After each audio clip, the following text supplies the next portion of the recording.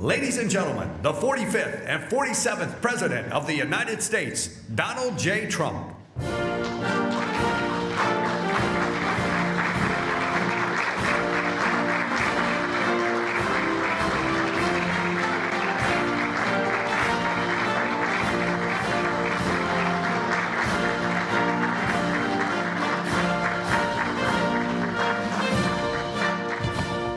Well, thank you very much. It's been a pretty wild time, but it's going very well. Sit down, please. And tremendous progress has been made, as you're probably seeing just by watching. We're doing something. I built the military and rebuilt it and made it really strong in my first administration, along with a lot of other things we did. We had a great first term. And now we're using it. Unfortunately, we have to. But you're seeing how great it is. There's no military like it on earth, not even close. And we're doing very well in Iran. You see the result. And it's been amazing. We've knocked out 42 Navy ships, some of them very large, in 3 days. That was the end of the Navy. We knocked out their Air Force. We knocked out their communications, and all telecommunications is gone. I don't know how they communicate, but I guess they will figure something out. It's not working out too well. And they're bad people. They're just bad people. When you look at October 7th and beyond October 7th, look at all the killing that they've done over the years, for 47 years. And this had to be done. They were very close to a nuclear weapon. They would have had one if we didn't do our B-2 hit, Midnight Hammer. They would have had it 8 months ago. They would have had a nuclear weapon, and, you know, they're crazy, and they would have used it. So we did the world a favor. And they said, well, how are you doing on a scale of 0 to 10? How are you doing with the attack? And I said, about a 15, I would say, with 10 being the best. But it's something that had to be done, and we're doing it well. And I want to thank everybody involved. I'll be going right after this. I'll be leaving for Dover, very sad situation, to greet the families of the heroes coming home from Iran, coming home in a different manner than they thought they'd be coming home. But they're great heroes in our country, and we're going to keep it that way. There's always, when it comes to war, there's always that. But we're going to keep it to a minimum, I think, Pete, and going to be something, a service that we're really providing, not for the Middle East, but for the world. These were sick people, very sick people.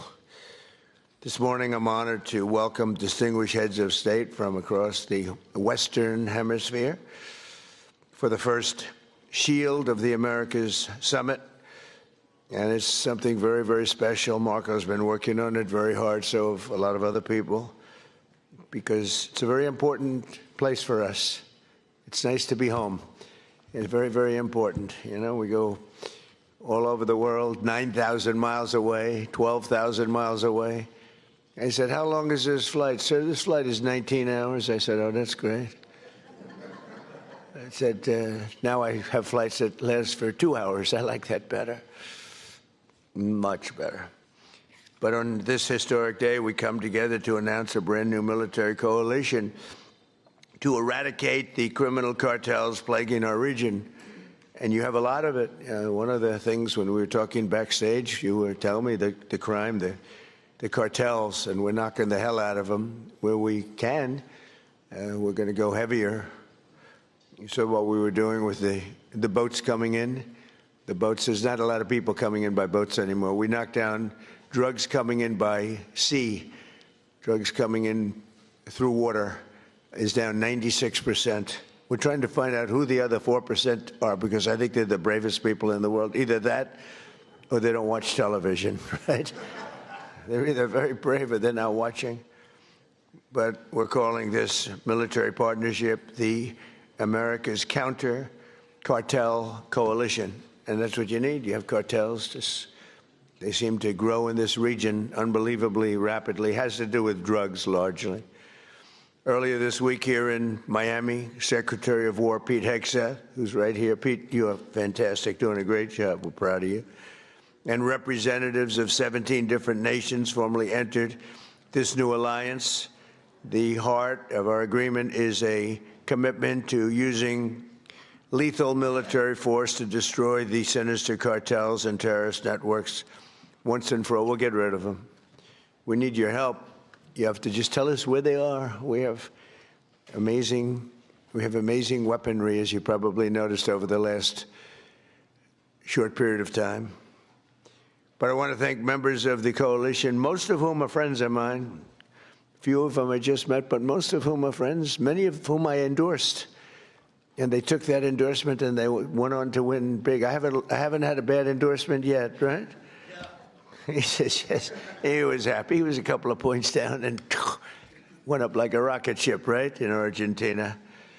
But the president of Argentina is here, Javier Milei. Thank you very much. Thank you very much for being here. President of El Salvador, another friend, Nayib Bukele. You know, he is a man who we've gotten very close to. I saw him as a young man my first time. You were young and handsome. Now you're older and handsome. You're older and handsome. But he runs a good operation. That's all I care about, right?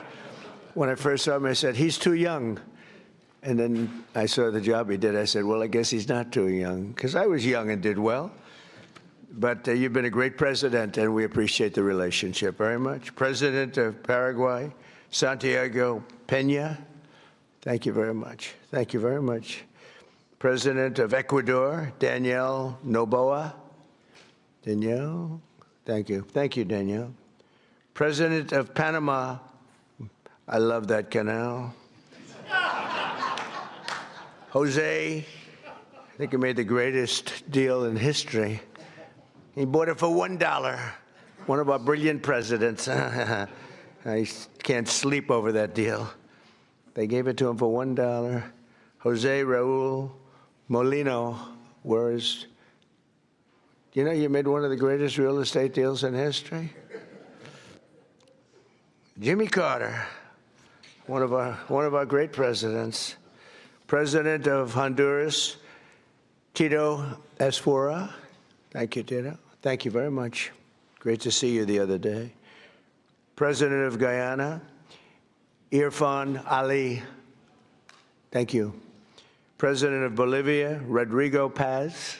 Thank you very much. Great people. Prime Minister of Trinidad and Tobago.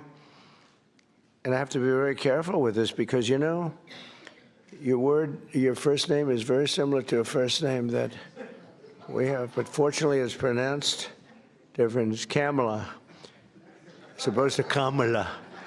I like Kamala better in many ways. And I just want to say thank you very much, but I had to be careful with that first name. I didn't want to get it mixed up because it would ruin your reputation completely.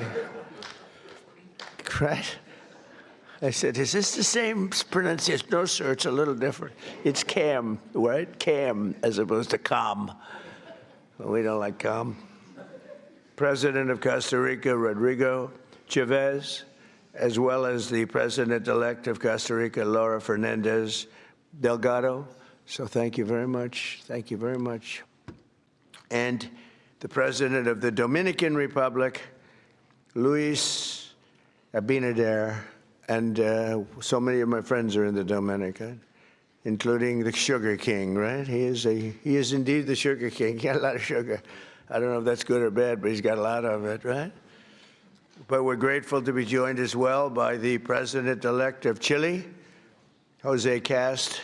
Congratulations. It's an endorsement. Gave you a little endorsement. I love when I give endorsements and people win.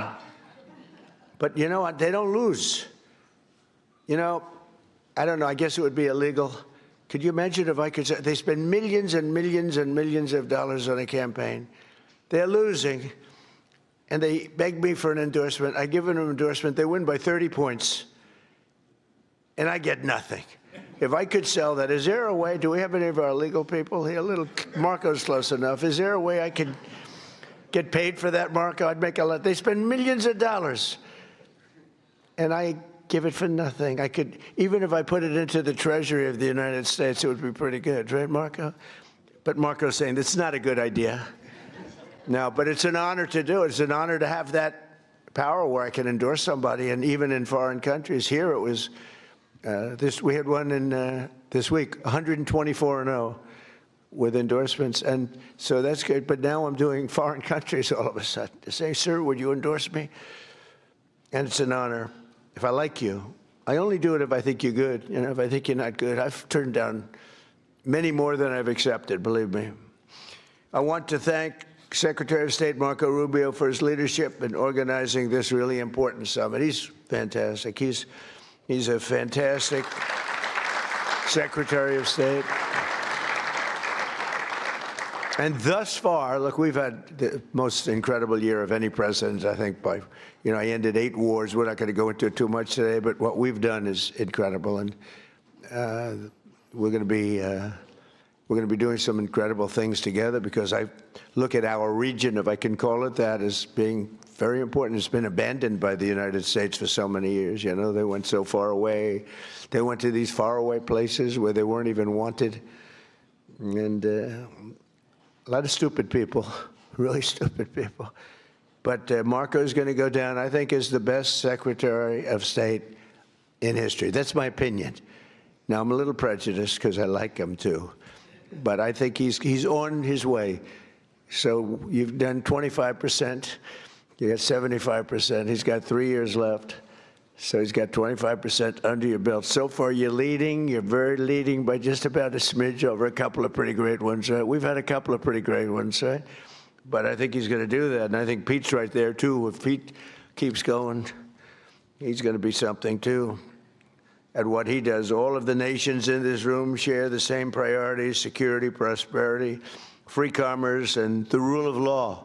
And you want the rule of law. Sometimes your communities don't let you have it because you got some rough communities, right? That's why together we're also forming the Shield of Americas, a new organization to advance these shared priorities in our hemisphere. And we're pleased to be joined as well by Secretaries Pete Hegseth, Scott Bessent. Scott, thank you very much, Scott. Oh, it has to be a big deal if you're here. Wow. He controls the purse strings of the country. You know, he goes on television and he just soothes everybody. He did it yesterday. The prices were going. He got on. He's a soothing person. He's actually a killer, but I don't want to say that. No, he's a soothing person. He goes on television. Right, Pete? I think nobody better. So we could use him for war every once in a while, you know, soothe. Although we don't really want that kind of a personality for war. We want your personality for war. You're just perfect. Howard Lutnick. Thank you, Howard. Chris Wright. Kristi Noem. Along with U.S. Trade Representative Jamieson Greer, who you all know and you deal with. You deal very successfully. I ask Jamieson all the time, can you get more? Can you get more? He's the king of tariffs, right? But he's very gentle. We want to be very gentle with our friends, right, Jamieson? Deputy Secretary of State Chris Landau. Chris, where is Chris? I haven't seen Chris. He's fantastic. He was an incredible student. He went to the best schools, and he was #1 in his class at all times. And Marco saw that and saw the talent he's got, and she said, that's the guy I want as a deputy, and I heard you're doing a great job. Thank you very much. Deputy Chief of Staff Stephen Miller. Stephen is, I don't have to tell you anything about Stephen. Everyone knows. There's nothing, Stephen, there's nothing I can say. He's fantastic, that's all I can say. And Senator Bernie Moreno, who's an incredible friend of mine, and he ran a great race. He was not given much of a chance. He was running against a person who was there for a long time and was sort of considered a shoo-in, right, Bernie? And we knocked him out. We knocked him out. He's trying to make a comeback, but we took him out. And Bernie's done a great job. For decades, leaders in this region have allowed large swaths of territory in the Western Hemisphere to come under the direct control and transnational gangs have taken over and they've run areas of your country. We're not going to let that happen. We'll help you. And bloodthirsty cartels that impose their will through murder, torture, extortion, drug trafficking, bribery, and terror. And some of you are in danger. I mean, you're actually in danger. It's hard to believe. But we're working with you to do whatever we have to do. We'll use missiles. If you want us to use a missile, they're extremely accurate. Boom, right into the living room. That's the end of that cartel person. But we'll do whatever you need if you want. A lot of countries don't want to do that. They say, oh, sure, I'd rather not have that. I'd rather not have that. I believe they could be spoken to. I don't think so. Many of them don't want, and that's okay, too. You're going to do you. But if you need help, you're going to let us know, okay? Many of the cartels have developed sophisticated military operations, highly sophisticated. In some cases, they say they're more powerful than the military in the country. We can't have that. These brutal criminal organizations pose an unacceptable threat to national security, and they provide a dangerous gateway for foreign adversaries in our region. And we don't want them near our country either. We don't want them to come in. They're cancer, you know. They're cancer, and we don't want it spreading.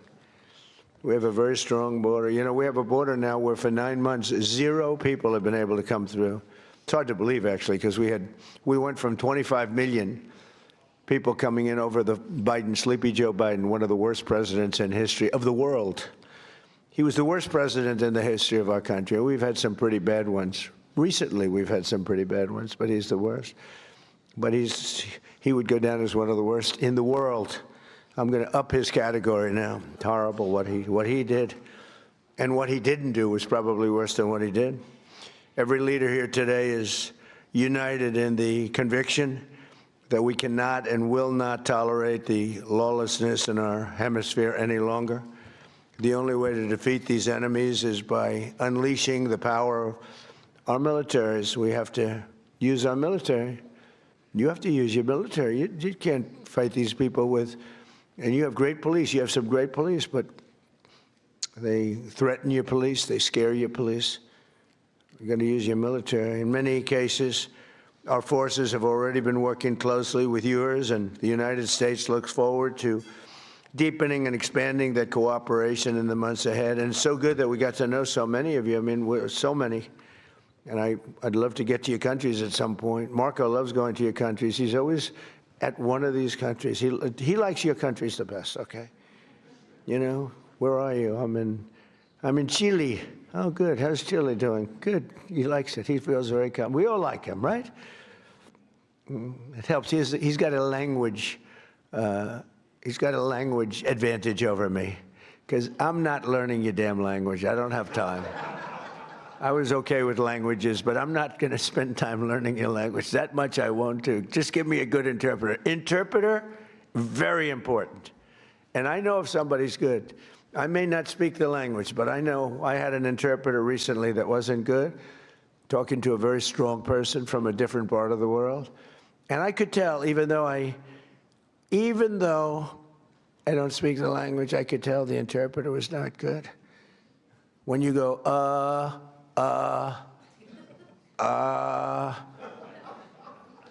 when I give a long, flowing, beautiful sentence, and in this case it was a woman, and she gave it in about 1/4 the time, I said, well, their language may be efficient, but it's not that efficient.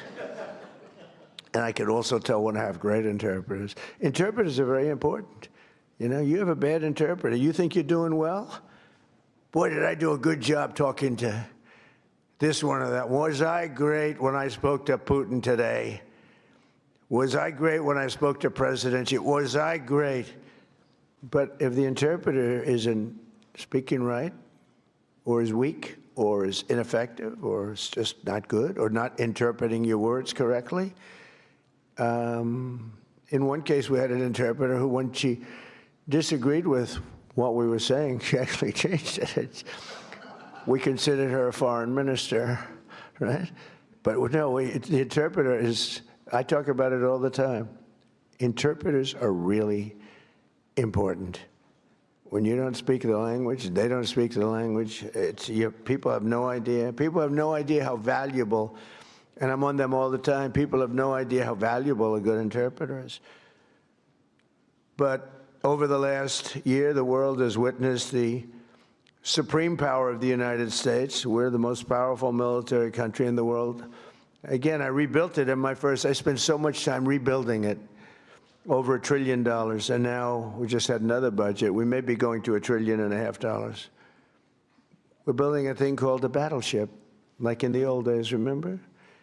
We have a Secretary of the Navy, and he suggested, I've always said, why don't we have battleships anymore, shooting big bullets instead of, $3 million rockets?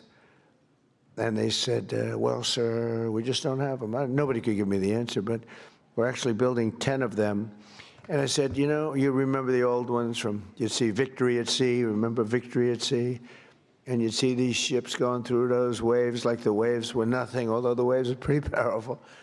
They knock out a lot of territory, but you'd see these incredible, they're pieces of art. Beautiful, most beautiful, the big battleships of the 1940s, right? Power. I said, well, would we ever want to bring them back? Because we have some of them. They're museums and other things. And they said, sir, the new ship is 100 times more powerful than what we were looking at with those guns in front. It's amazing, right? 100 times. I said, you sure it's not maybe 90 times? 100 times more powerful. And we're building 10 of them. Not to use them. We don't want to use them, but by having them, nobody's going to play games. So, just good to have them. We don't want to use them. They'll say, oh, he's very militaristic. I'm the one that ended 8 wars. I'm the one that, and we have another one coming, I think. The easiest was that, and that was just, and as you would understand this, the hatred between Putin and his counterpart is so great, okay? It's so great that, Ukraine, Russia, you'd think there'd be a little bit of camaraderie, there's not. And the hatred is so great, it's very hard for them to get there. It's very, very hard to get there. So we'll see what happens, but we've been close a lot of times, and one or the other would back out. But we're losing, they're losing. It doesn't really affect us very much because we've got an ocean separating. I'm doing it as a favor to Europe, and I'm doing it as a favor to life, because they're losing 25,000 souls. Think of that every month, 25,000. Last month, 31,000, both sides, 31,000 people died, mostly soldiers. So I have an ability to get those things done, to bring people together, and I did great with so many. India, Pakistan, that was going to be a disaster. I was raging for a number of days. I did that through trade. I used tariffs and trade, and it was amazing. But we did amazing. One was 32 years, one was 34, and one was 37 years, and we got it done very quickly. And we'll get this one done too. But the hatred is hatred's an amazing thing. People do bad things, and people don't get things done when the hatred is too great. That's a lot of it. Just as we formed a coalition to eradicate ISIS in the Middle East, we must now do the same thing to eradicate the cartels at home. So we did eradicate ISIS. Now, during the 4 years, we had a rigged election. You probably read about it, probably heard something. So it gave me 4 years to contemplate and to stage my comeback. I staged big comeback. They say it was a comeback. I didn't think it was a comeback because I had the people on my side. So I didn't view it as a comeback, but they did everything possible during that 4 years. They're crooked politicians, dirty cops. They're dirty cops. They did everything possible to make it impossible for me to win. And I won in a landslide. But during that period of time, I learned a lot. And I learned how you people, and I saw it so badly, how you're suffering with what's happening with the crime in the region. And I said, if we ever come back, we're going to eradicate that crime. And I'm going to work with you. And if you want, we're going to do it. We can do it pretty easily. As part of our commitment to countering the cartel presence in our region, we must recognize the epicenter of cartel violence is Mexico. The Mexican cartels are fueling and orchestrating much of the bloodshed and chaos in this hemisphere, and the United States government will do whatever is necessary to defend our national security and to protect the safety of the American people. No, look, it's coming through Mexico. And I like the president very much. She's a very good person. She's got a beautiful voice, a beautiful woman, but a beautiful voice. President. I said, let me eradicate the cartels. No, please, President. We have to eradicate them. We have to knock the hell out of them because they're getting worse. They're taking over their country. The cartels are running Mexico. We can't have that. Too close to us, too close to you. But everything comes in through Mexico, mostly. At the same time, all of us must recommit to ensuring that law and order within our own nations, and that includes showing zero tolerance for the gang activity, tremendous gang activity in Venezuela. That's in much better shape than it ever has been. We've developed a great relationship in Venezuela. The savages who murder and rape with impunity must be permanently removed from society. We must not allow our criminal justice systems to be corrupted so that they protect these criminals and animals at the expense of your people. And for some reason, all over the world, this is a region that has problems that other regions don't have. They have different problems, but they don't have this problem. The United States last year, we achieved the largest drop in murder rate in recorded history. We have the lowest murder rate in 125 years. Hard to believe because, I don't know, it's, we've got a lot of them out, but we allowed through the Biden policies and Obama, who was another terrible president, by the way. He was Barack Hussein Obama, terrible president. He was a divider, great divider. I call him the great divider. But they allowed a lot of people into our country that shouldn't be here, but in particular Biden, because Biden had no idea what he was doing. He had no clue. It was being run by whoever got near the auto pen was running the country. He was the auto pen president, and frankly, they let at least 25 million people come in to our country, some from prisons, some from mental institutions, gang members, the heads of gangs, the mentally insane. I'll tell you, people came in from mental institutions and insane asylums, and we took them. We had an open border policy. It's a policy divided and devised by idiots, but they poured into our country. So we went from the worst border in history to by far the best border. We have the best, strongest border that we've ever had. We have great people that did that job. By securing our border and cracking down on traffickers and smugglers, we've reduced the fentanyl pouring across our border by 67%. This is in our first year, Give me a little more time, we'll do better. 67%, which is a number that's unthinkable. They say if you could do 2%, 1%, but we got it down 67%. And we got a lot of the murderers out. We had 11,888 murderers allowed in our country with this ridiculous open border policy that these eggheads put in. But we're also working closely with you on ending human smuggling and the implementing of the Safe Third Country agreements, which are very important. In January, America's armed forces also ended the reign of one of the biggest cartel kingpins of all, with the Operation Absolute Resolve to bring outlaw dictator Nicolas Maduro to justice in a precision raid that nobody's ever seen anything like it. This was in a very powerful military base, fort. And they went in and they took him out and they got him out, and people couldn't believe it. They couldn't believe it. We were right into the heart and took him out. And it was nasty. It was It's about 18 minutes of pure violence. And we took them out. We lost nobody. Not one person was lost. Not one aircraft or no military equipment, zero. People have never seen anything like it. And you're talking about into a military base with a lot of soldiers, good soldiers. Since that operation, we've been working closely with the new president of Venezuela, Delcy Rodriguez, who's doing a great job working with us.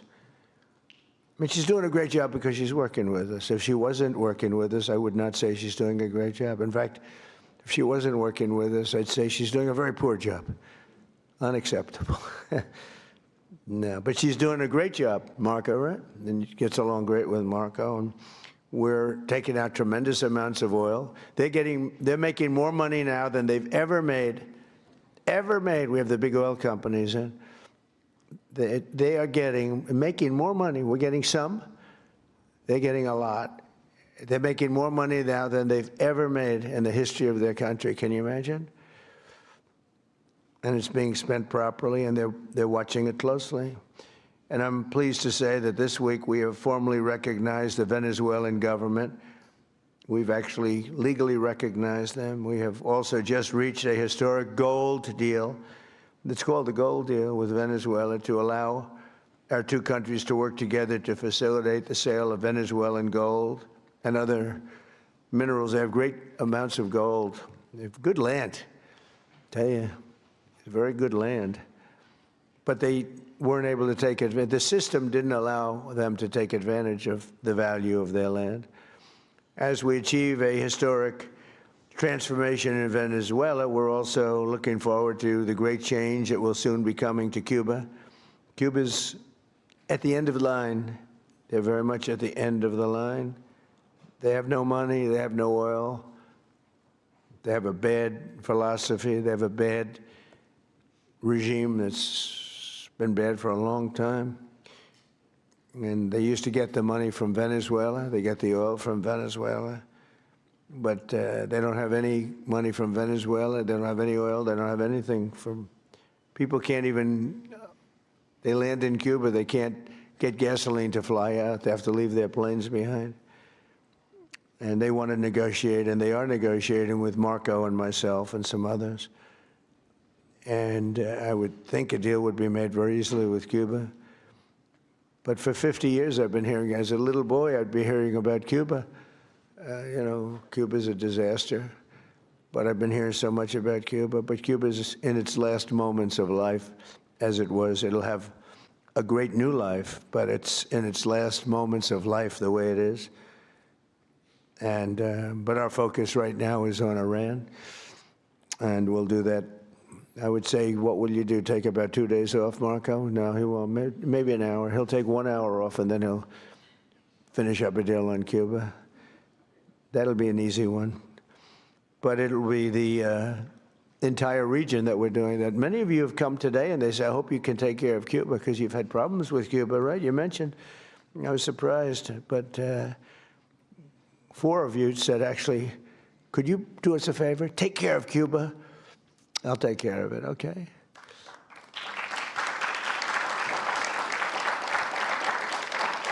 So, and as these situations in Venezuela and Cuba should make clear under our new doctrine, and it is a doctrine, we will not allow hostile foreign influence to gain a foothold in this hemisphere. That includes the Panama Canal, which we talked about. We're not going to allow it. And together we'll protect our sovereignty, our security, and our cherished freedom and independence. And just in finishing up, the nations gathered here today are filled with unlimited potential. You have tremendous potential. It's a great part of the world. But to fulfill that tremendous potential, we must smash the grip of the cartels and criminal gangs and horrible organizations run by, in some cases, absolute animals, and truly liberate our people. And some people are afraid to do it because they've gotten such a foothold. But I think you can get out of that, and we'll work with you if you need. With the courage and resolve of the leaders in this room, great leaders, will make our nation safer, stronger, richer, and more successful. than ever before. So I want to thank you all very much for coming. I look forward to the incredible progress that's soon to come. You're going to see some incredible things. And now I'd like to ask Secretary Rubio and Secretary Hegseth to say a few words, and then I'll sign a proclamation formally launching the America's Counter Cartel Coalition, which is what it is. It's a counter cartel coalition. And thank you all for being here very much. Appreciate it. Thank you.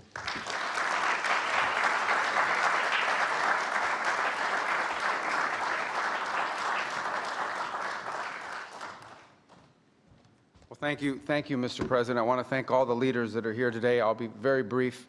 First of all, Mr. President, thank you for making this region a priority. We've had successive American presidents say that the Western Hemisphere is going to be a priority, and they never do it. And the president has made it a personal priority. He's also a president of action. It's why I believe he will go down as the most historic figure, one of the most historic figures in American history, and certainly of the last 100 years, because of what he has been able to do and is doing right now with the Western Hemisphere. Thank you for your bold leadership. It's an honor to be able to serve in your administration.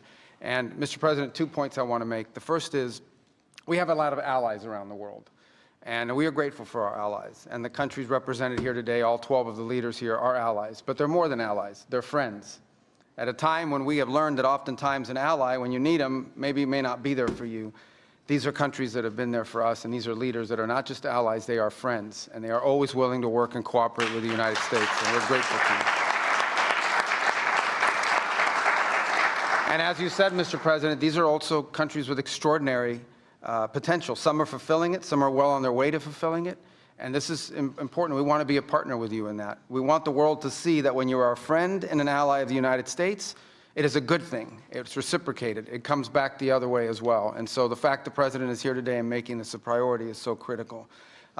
If I may, because some of these cameras cover in Spanish. You all right about it? Oh, good. Please. We don't need an interpreter for this one. Quiero darle las gracias.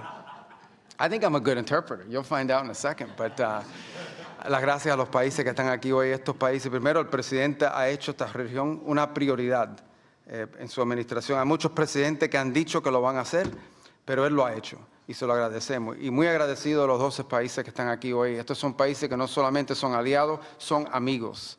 Son países que siempre responden cuando hay una necesidad y trabajan en conjunto con nosotros, y queda mucho por hacer. Estos son países que tienen una gran población, mucho potencial, y queremos ser sus socios en desarrollar sus países, sus economías y su seguridad. Y le doy las gracias de verdad por estar aquí en el día de hoy con nosotros. Que Dios bendiga a todos esos países, a los Estados Unidos, y gracias como siempre por la cooperación. Seguiremos trabajando en conjunto y vamos a hacer cosas muy buenas, muy importantes para esta región, que van a hacer que en las generaciones futuras nos van a agradecer la labor que estamos haciendo en el momento de hoy. Thank you very much. Thank you. Is he better in Spanish or in English? I think he's better in Spanish. I mean, it's great. Pete, please. Thank you, sir. Mr. President, I only speak American.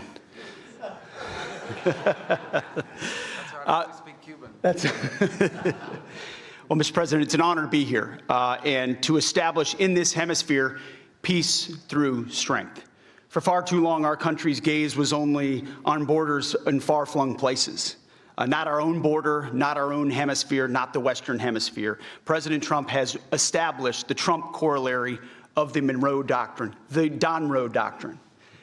And the War Department is implementing it as fast as we can. In fact, 2 days ago, Mr. President, we launched 18 countries were signatories to the America's Counter Cartel Coalition, ACCC, which is not just an organization that's going to hold conferences and release white papers. That's not what we exist to do. It's an action coalition of like-minded countries who are going to bring their capabilities to bear, with American leadership at the forefront, to ensure we attack and get after this cartel challenge, which for far too long we have accepted as some new normal in our own countries. President Trump and the American people rejected that in our own. We don't have to live with communities flooded with drugs or violence or cartels and gangs. We can seal our border, and we have to for our citizens.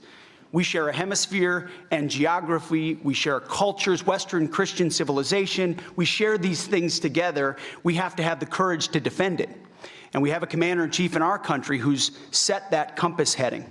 And at the War Department, we look forward to working with all of your countries and more that are not here to say, with our shared assets and our intelligence and our capabilities, with American leadership, we will go on offense against the cartels.